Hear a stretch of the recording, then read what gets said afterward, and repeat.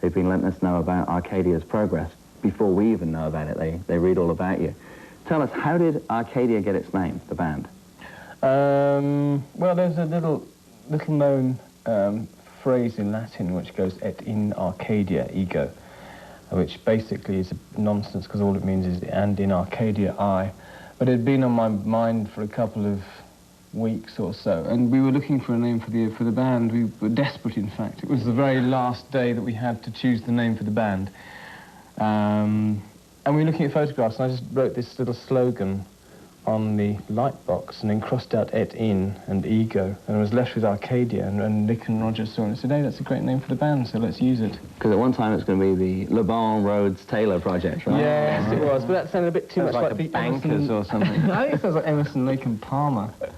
Well, insurance agents to the stars, maybe. Tell me, apart from the three of you, there are a lot of other musicians playing on both the Election Day single and also on the rest of the album. I've heard Grace Jones and Sting.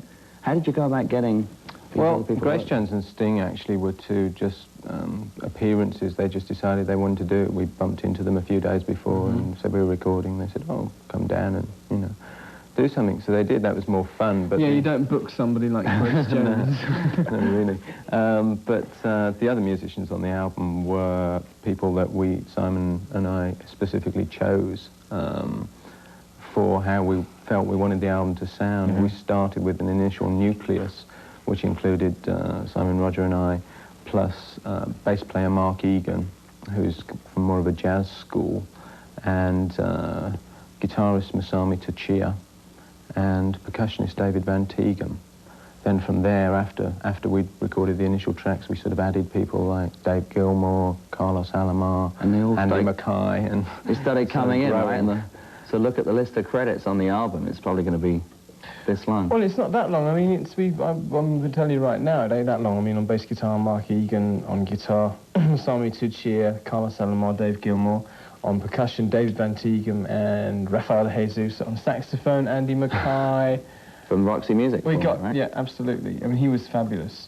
I'll tell you about that in a minute. I just finished the list. We got Gabrielle Bindi on gypsy violin. And that's about it, apart from the Tribe. We had this Tribe in to play percussion, but I don't think we used very much of it. Well, tomorrow we'll talk about the Tribe and also about Roxy Music, because I know they're a big influence on the two of you. I know you both were fans of Roxy Music, but right now let's go back to the first Duran Duran album and have you choose a video from it. And why? Okay.